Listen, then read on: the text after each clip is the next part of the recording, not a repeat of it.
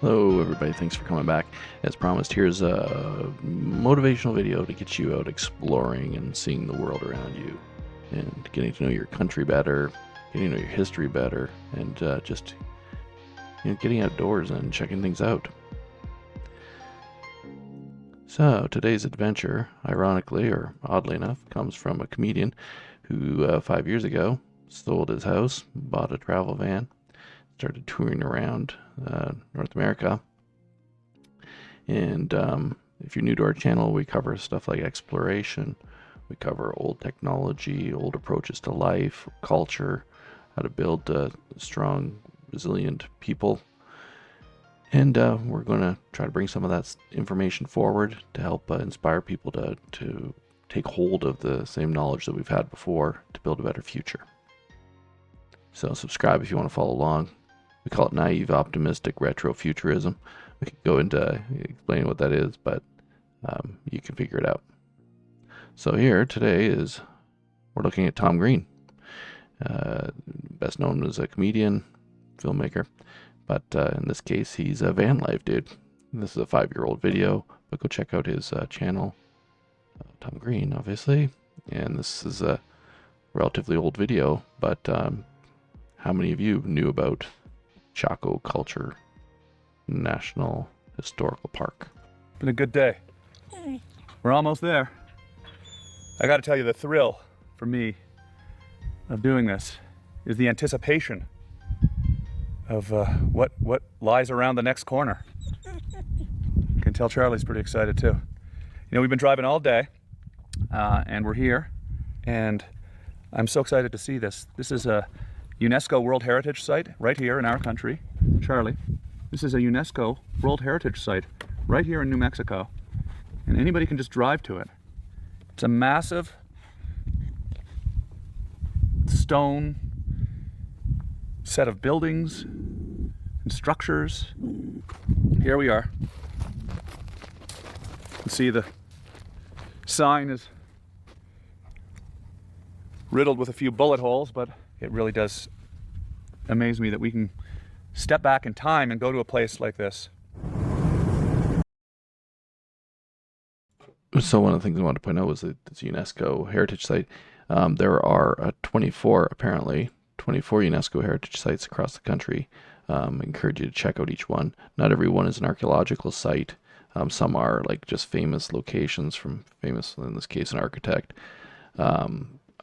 Famous things such as the mound builder sites. So if those of you that want to dig into that rabbit hole as well, you can try to understand more about the history of people around the Mississippi, etc. There's caves, etc., national parks. So that's pretty good guide if you want to get out and explore. At least get these under your belt first, and then start to dig into some of the more side quests, we could say. Just zoom forward to the right part here.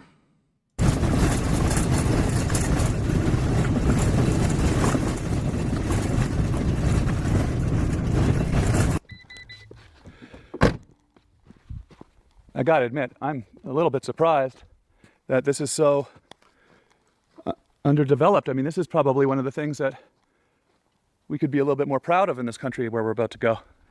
And I'm not saying we're not proud. Maybe I'm gonna have to do some investigation and find out why this is being so well hidden. I'm also filled with questions.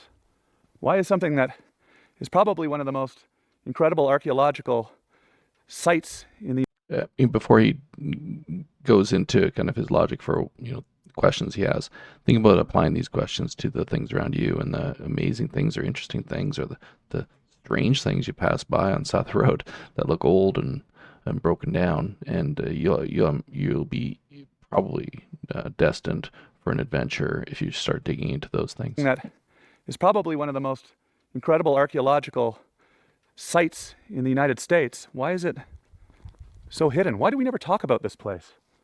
Why doesn't everybody know about this place? Why is the road not paved? This is a UNESCO heritage site. Please comment if you have actually an ancient knew of city this place. It was built thousands of years ago, just sitting here in New Mexico. I'm excited. Don't get me wrong. I love when things are off the beaten track. That's what this is all about. But I'm just surprised, that's all. A lot of the places that I've gone up till now have been a little easier to access. The fact is, from my research and just reading and talking to people about it, this Chaco Culture Monument is absolutely one of the most spectacular archaeological sites in America. You'd think they just paved the road.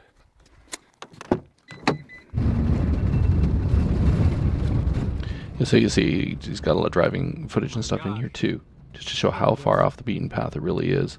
And that's, of course, that's where all the adventures start. So this site, though, I think was developed from 800 to 1100 AD. I think he said in other videos I've seen of his covering it. And you'll see in a minute how dramatically amazing the site is. Oh, look. You have arrived. They started paving it here. Why don't you pave the whole thing? That might make more sense. Huh?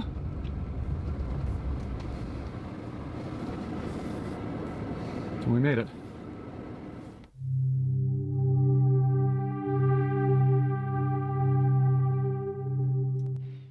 So again, in the deserts of New Mexico, not a town in sight from this location. There are some small towns nearby, but they're not on this back path.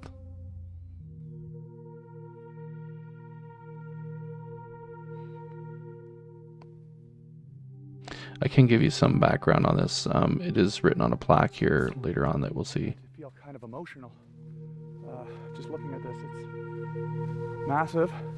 This is just one of several of these structures. There's all along this cliff, there's more of these.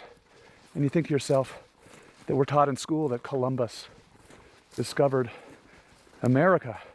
But here this was, this massive city full of life and trade. And this was all going on hundreds and hundreds and hundreds of years before Columbus discovered America, right? The other thing to keep in mind here too is that this site, obviously it's made of stone. It was actually like almost buried in sand and rubble and rock. In the 1920s, the Smithsonian and the National Geographic Society came and basically excavated the site with multiple expeditions. So consider, though, that around you, no matter where you are, at least in North America, you have these sites around you somewhere where different tribes have lived in the past, and maybe some of their building methods were not using stone, so you would have no idea they were even there if the organic materials broken down. But they're there, and they're all around. You just have to look for them. Hundreds and hundreds and hundreds of years before. 1100. Just imagine the year 1100, this place was full of life. People dancing, eating, singing, gathering, trading, coming from miles around. They found macaw feathers here, which are not native to this area, so they knew that people were coming from as far south as the Yucatan Peninsula, further. And you can see how it's built amongst these canyons, and you gotta think it's like purposeful, like it was some sort of natural amphitheater, and they were here celebrating and singing, and the sound is very unlike anything here. There's a silence.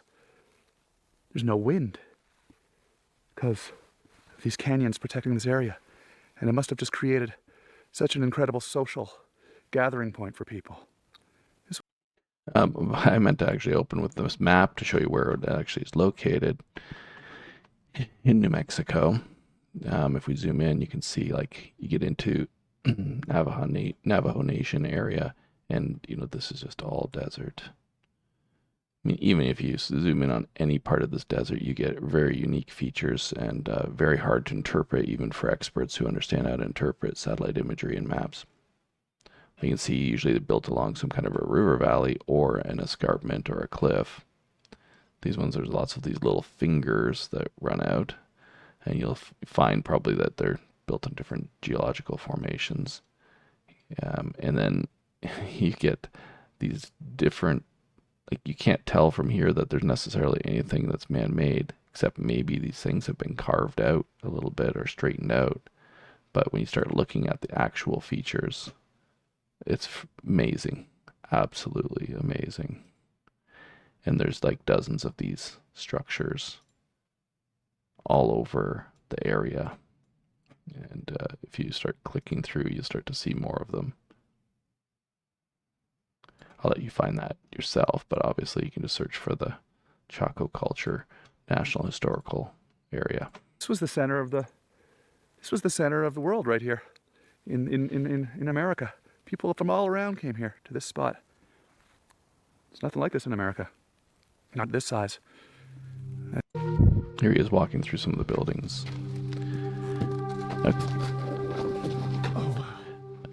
Now keep in mind, there's a couple things to notice here. These have been cleaned up and excavated at some point in the 1927 onward, I think. And so there is some work done to preserve this. From what I read, it doesn't look like all of these were rebuilt or anything, but some broken parts were.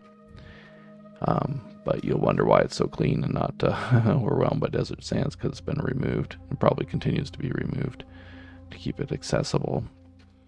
For those of you that maybe haven't explored ruins before, you'll get features like these. It looks like, some kind of reinforcement in the wall, but it's actually like wooden beams that would be floor beams that would go across the entire span of this room. And then you'll see another layer at the top that are basically roof beams. That wood has rotted and broken off at some point, or maybe burned. Who knows? But you'll see it throughout. So you don't picture these as just big colossal. Well, they are colossal castle-like features, but think of them as multi-story dwellings as well.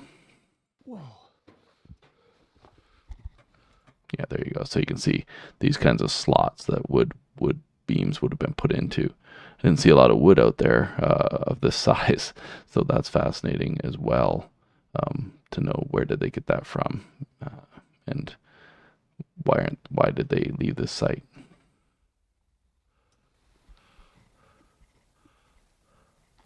Oh my God, you gotta crouch down to come in here. It just goes on and on. And look, there's still wood. There's still wood. Wood. This is wood from the year 1100 when they built this. Oh, so these are like, they must have carbon dated some of these, but these are like full trees actually. They're not, they might be carved down a little bit, but they're not planks. Unbelievable. I guess wood holds up pretty good. So imagine how long those trees, how tall those trees would have had to have been to cover expanses like this in a building like this. More and more and more. I'm actually lost. I don't know which way to go. Wow. You gotta really duck down to go through these. Oh wow, this is a long thing. Oh, just.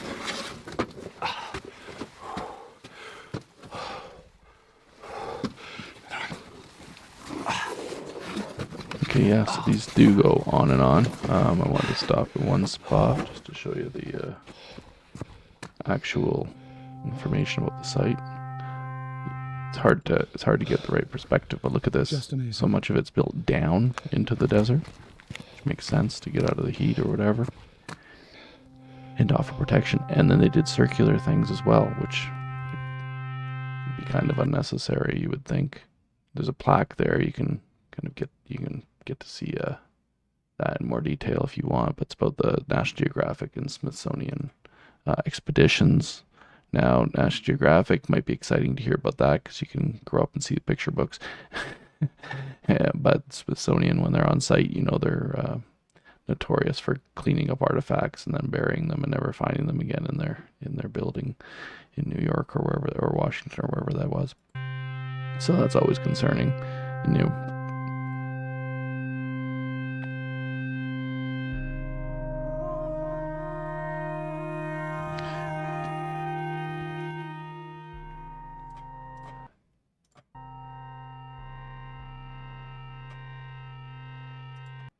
Anyway, I think I'll leave it there for you, but something for you to dig into. And if you start looking into the mounds that are out further east than this, and then other kind of desert communities and World Heritage sites, Grand Canyon, etc., you'll find even more fantastic places to go and explore. Thanks for coming by. Please subscribe, share with your friends, and we'll talk to you later.